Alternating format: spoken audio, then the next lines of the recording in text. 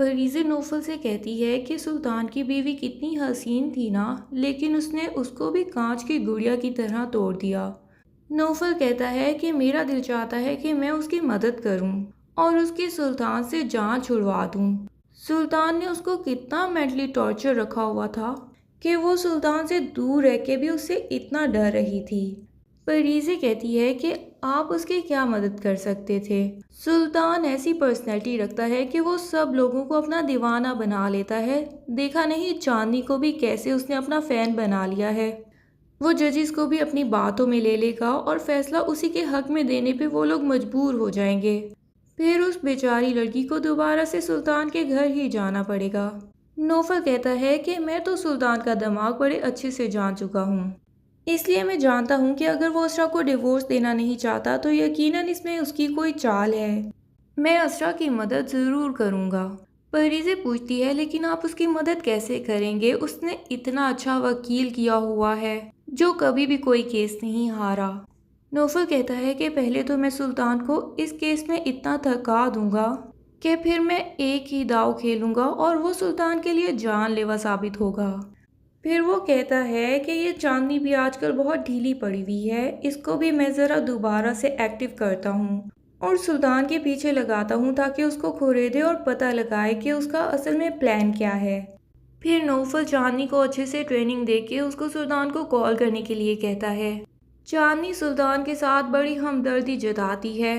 सुल्तान जिसका पहले ही कोई फ्रेंड नहीं होता और ज़िंदगी में बड़ा डिप्रेस्ड है, वो चांदनी से अपने दिल की हर बात शेयर कर लेता है और इवन उसको ये भी बता देता है कि असरा उससे जान छुड़वाना चाहती है, लेकिन वो असरा को छोड़ेगा नहीं क्योंकि असरा और उसके घर वालों ने सुल्तान की बेइज्जती की है और सुल्तान अपनी बेइज्जती किसी पे भी उधार नहीं छोड़ता।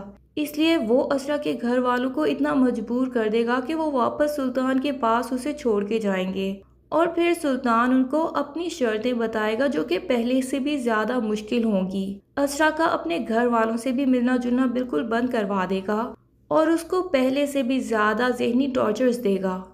चांदनी उसको शो नहीं कराती कि वो सुल्तान का दिमागी मर्ज जान चुकी है, बल्कि वो उसकी इतनी हमदर्द बन के दिखाती है और उसे कहती है कि बड़ी ही नाशुक्री लड़की है जो तुम्हारे जैसे हस्बैंड की बीवी थी और फिर भी तुमसे डिवोर्स लेना चाहती है। तुम्हें तो हालांकि डिवोर्स के बाद भी उससे बहुत अच्छी लड़की मिल जाएगी। फिर चांदनी सुल्तान को बताएगी कि वो सोशल वर्क भी करती है और घरौंदे में काम करती है और वो सुल्तान को घरौंदे में इनवाइट करेगी। यहाँ सुल्तान की नौफल सर से भी मुलाकात हो जाएगी। नौफल के सामने सुल्तान अपनी असली शक्ल छुपा के रखेगा और उसको यही शो कराएगा कि मुझे अपनी बीवी से बहुत मोहब्बत है, इसलिए मैं उसके साथ ही रहना चाहता हूँ और उसे डिवोर्स देना नहीं चाहता। नौफल उसे वादा करेगा कि मैं तुम्हारी मदद करूँगा, तुम एक अच्छे इंसान हो और ये सच्चाई पूरी दुनिया के सामने जब आ जाएगी तब जजेस तुम्हारे ही हक में फैसला देंगे। दूसरी तरफ चांदनी और नौफल सुल्तान की सारी कॉल रिकॉर्ड करके असरा और अलीज़े भाभी को सुना देती हैं ताकि उनको भी सुल्तान की असलियत बता सकें। अलीज़े भाभी कहती हैं कि हमें ये कॉल रिकॉर्ड कोर्ट में चला देना चाहिए ताकि सुल्तान की असलियत उनको भी पता चल जाए, लेकिन नौफल कहता है कि नहीं, इस तरह तो सुल्तान बच निकलेगा। वो कितना तेज़ इंसान है आप तो जानती ही हैं, किस तरह उसने मेडिकल सर्टिफिकेट्स को भी झूठा करार दे दिया। वो साफ मुकर जाएगा कि ये उसकी आवाज़ ही नहीं बल्कि किसी ने उसके जैसी आवाज़ निकालने की कोशिश की है। इधर असरा जो कि पहले ही सुल्तान से बहुत ज़्यादा डरी सहमी रहती है, वो सुल्तान की कॉल सुन के मज़ीद डर जाएगी और सरवर भाई जब उसे बताएंगे कि जज ने फैसला तुम्हारे ऊपर छोड़ दिया है कि जो भी तुम डिसाइड करोगी वैसा ही होगा और अगली केस की हायरिंग में तुम्हें भी हमारे साथ कोर्ट जाना है, लेकिन असरा साफ इनकार कर देगी और सरवर भाई से कहेगी कि मैं इस शख्स का सामना कभी नहीं कर सकती, ना ही मैं कभी इससे जीत सकती हूँ। वो बहुत ही शातिर इंसान है, वो मुझे अपनी बातों में ले लेता है और मुझे पता है कि वो मुझे हरा देगा किसी भी तरीके से। सरवर भाई भी परेशान हो जाते हैं कि अगर असरा इस तरह डरी सहमी कोर्ट में गई तो जजिस को तो शायद यही लगेगा कि हम लोगों ने कुछ प्रेशराइज करके असरा को ऐसा कहने पे मजबूर किया है। सुल्तान भी असरा को बहुत सी कॉल्स करता है लेकिन असरा कॉल रिसीव नहीं करती। तो सुल्तान उसको मैसेजेस कर देता है कि तुमने अगर मेरे पास वापस आने का फैसला ना किया तो तुम्हारे लिए ये बहुत ही बुरा साबित होगा और तुम्हें कोर्ट में मैं दिमागी मरीज तो साबित करके ही रहूंगा, बिल्कुल इसी तरह जैसे अपने घर वालों के और तुम्हारे घर वालों के सामने मैंने साबित कर दिया था। ये तो मेरे उल्टे हाथ का खेल है, मुझसे बच के तो तुम कहीं भी नहीं जा पाओगी, वापस तुम्हें मेरे पास ही आना होगा। असरा ये सारी सिचुएशंस देख के सुल्तान से मज़ीद घबरा जाती है और फिर जब वो कोर्ट में जाएगी तो सुल्तान को देख के ही इतना कांपना शुरू हो जाएगी।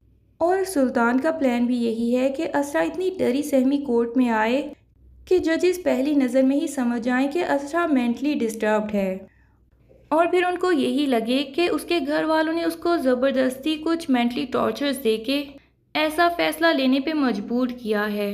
जज असरा को मेंटली डिस्टर्ब देखते हैं तो आगे की डेट दे देते हैं। इतने में चांदनी भी सुल्तान को घरौंदे में इनवाइट करेगी।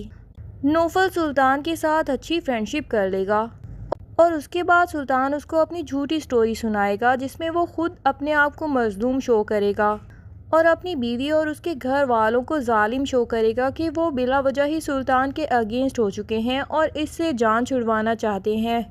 और नौफल के सामने यही शो कराएगा कि मैं अपनी बीवी को डिवोर्स देना नहीं चाहता, मैं उससे मोहब्बत करता हूँ और वो भी मुझसे मोहब्बत करती है, लेकिन उसके घर वाले नहीं चाहते कि हम एक साथ रहें।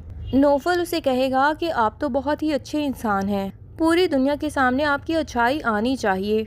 हमारे ट्रस्ट में मीडिया वाले भी बहुत सारे जानने वाले हैं, मैं उनको बुलवाता हूँ, वो आपका इंटरव्यू लेंगे और उसके बाद पूरी दुनिया के सामने ये शो हो जाएगा कि आप बहुत ही अच्छे इंसान हैं और जजेस के लिए आपके हक में फ़ैसला लेना आसान हो जाएगा। हो सकता है कि इस तरह आपकी बीवी के घर वाले भी जान जाएं कि आप दिल के इतने अच्छे इंसान हैं। नौफल जो कि इतने अरसे से चांदनी बन के सुल्तान के साथ चैटिंग्स कर रहा है, वो सुल्तान के दिमाग को बड़े अच्छे तरीके से जान चुका है, इसीलिए वो उसके साथ ऐसी ब्रेन गेम्स खेलता है कि उसको फील हो कि मुझे उस पर पूरा ट्रस्ट है और मैं उसका कोई नुकसान नहीं करवा सकता। सुल्तान तैयार श्यार होकर अच्छी सी स्पीच तैयार करेगा और घरौंदे में इंटरव्यू देने के लिए पहुंच जाएगा। इतने में नोवल भी परीजे को तैयार कर चुका होगा कि वो किस तरह सारे मीडिया चैनल्स के सामने आए और सुल्तान का गिरेबान पकड़ के उसको बदनाम करे और सारे मीडिया चैनल वाले भी ये रिकॉर्ड कर जाएं। परीजे ऐसा ही करेगी, वो सुल्तान को कहेगी कि तुम्हारी वजह से मेरी ज़िंदगी तबाह हो गई, तुम मुझे कैसे भूल सकते हो, तुम्हारी वजह से मैंने अपना घर छोड़ दिया था। सुल्तान मुकरने की कोशिश करेगा, लेकिन जब मीडिया चैनल पर यह बात आ जाएगी तो इसकी इन्वेस्टिगेशन के बाद पता चल जाएगा कि सुल्तान झूठ बोल रहा है और परीजे सच कह रही है। इसके बाद सुल्तान को अपने इनोसेंट होने की गवाही देना मुश्किल हो जाएगा और सुल्तान का क्या अंजाम होगा, ये सब जानने के लिए ड्रामे की लास्ट एपिसोड का इंतज़ार कीजिए। तब तक के लिए अल्लाह हाफिज़। वीडियो पसंद आए तो लाइक एंड कमेंट ज़रूर कर दें और चैनल को सब्सक्राइब करना ना भूलिए। Thank you.